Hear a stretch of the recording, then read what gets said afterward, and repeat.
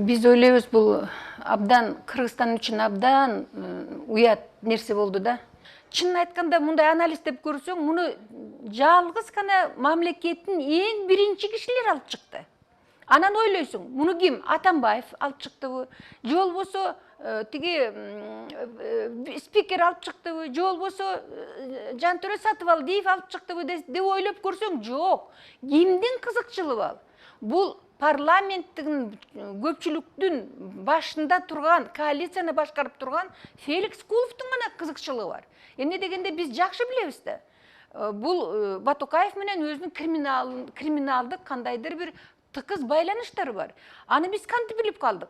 Баякыл 2005-жылы Тынчтыкбек Акматбаев, анан кийин анын жанындагы эки жардамчысы, ГУИндин башчысы, мына ушулардын баарын Батукаев атып салбадыбы?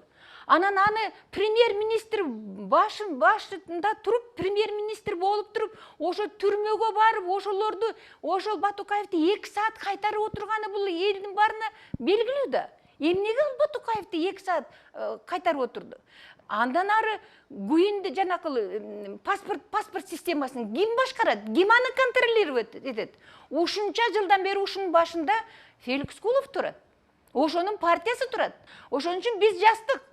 Ушол экел 3 бийликтин башында турган кайсы кишинин кызыкчылыгы бар? Бул Феликс Куловдун эле кызыкчылыгы бар. Криминалдык байланыштары, анан үй бүлөлүк байланышы.